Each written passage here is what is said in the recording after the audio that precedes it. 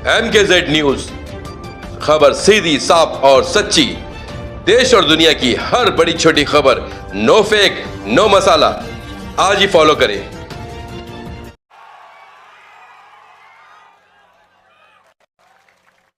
इधर आओ, मेरे से बात करो, मुझे अपनी समस्या समझाओ। आओ, आ जाओ आ जाओ आ जाओ। अरे मार क्यों नहीं इनको? इनसे कहिए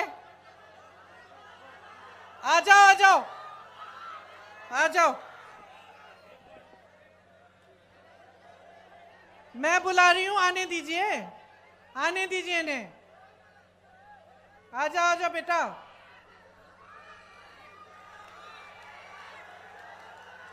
आ जाओ, शाबाश।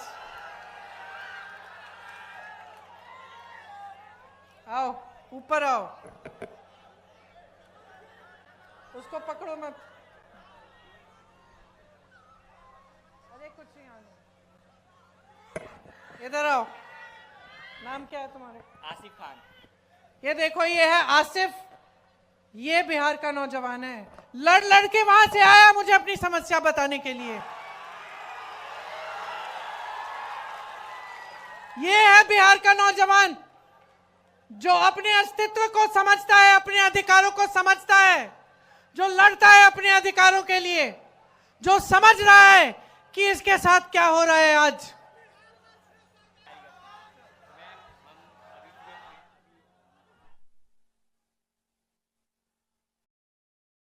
सुनिए, ये क्या बता रहे हैं मुझे कि इनके भाई ने नीट का एग्जाम दिया और उनके जैसे जो अभी एसएससी का एग्जाम, एसएससी का एग्जाम हुआ, उन्होंने, काफी नौजवानों ने वो एग्जाम दिया और ये मुझे बता रहे हैं कि जिस तरह से रिजल्ट आ रहे हैं उससे दिख रहा है कि फिर से पेपर लीक हुआ है। कह रहे हैं कि जब प्रदर्शन करने गए, अपने अधिकार मांगने गए, तो इनको पुलिस ने पीटा, कि प्रशासन ने दबाने की कोशिश की। जैसे यहां पे जब अपनी बात करने लगे तो आपने इनको रोका। पुलिस वाले मेरे साथी हैं। आपकी गलती नहीं है, आपकी गलती नहीं है, आप अपनी ड्यूटी कर रहे हैं। आपको बताया गया है कि आपकी ड्यूटी जनता की आवाज को दबाना है, ये बताया गया है। क्योंकि आपकी सरकार है, वो ऐसी सरकार है जो जनता की आवाज सुनना नहीं चाहती है। मैं आपको एक बात बताना चाहती हूं, मेरे बचपन की बात है।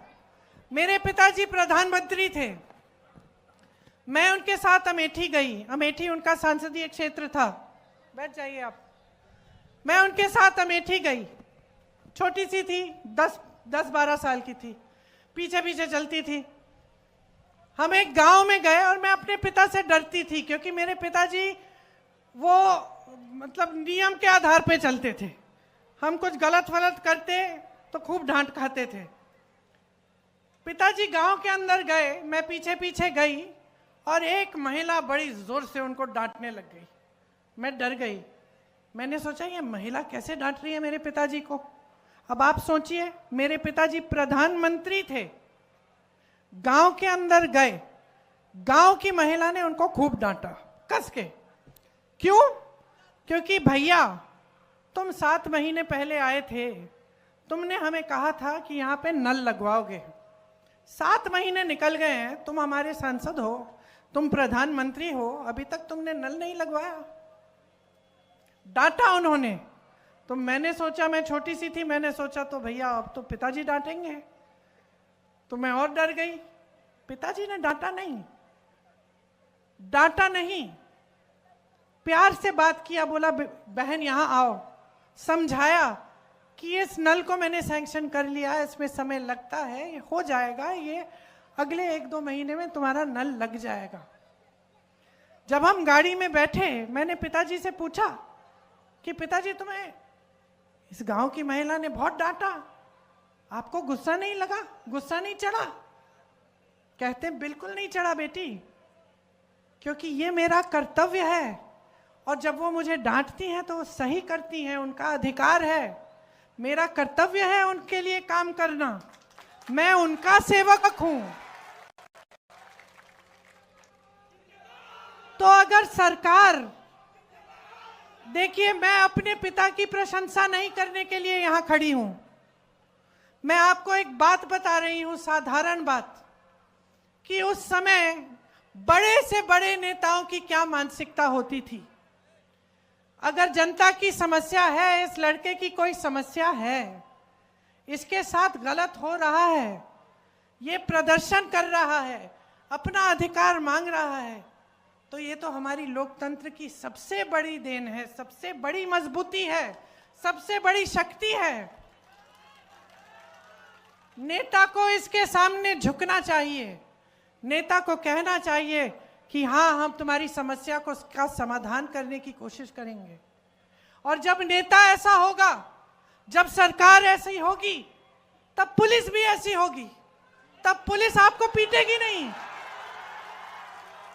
तब पुलिस और प्रशासन भी आपको पीटेंगे नहीं, वो करने देंगे प्रदर्शन, खड़े रहेंगे। आप अपना प्रदर्शन करेंगे, वो खड़े रहेंगे, आप प्रदर्शन करके घर चले जाएंगे। तो इनकी गलती नहीं है, ये भी अपनी ड्यूटी कर रहे हैं, क्योंकि इनकी सरकार इनको कह रही है कि जाओ दबाओ इस प्रदर्शन को। तो समझ लीजिए कि बदलाव आपको हर स्तर पर चाहिए, आपको हर स्तर पर लाना है। आपको मानसिकता का बदलाव चाहिए, आपको सरकार जैसे चलती है उसमें बदलाव चाहिए, आपको भ्रष्टाचार खत्म कराने के लिए बदलाव चाहिए, आपको विकास लाने के लिए बदलाव चाहिए, आपको अपने भविष्य को मजबूत बनाने के लिए बदलाव चाहिए। बदलाव लाइए, आपके हाथों में है, आपके ही हाथों में है। बिहार को शक्ति दीजिए।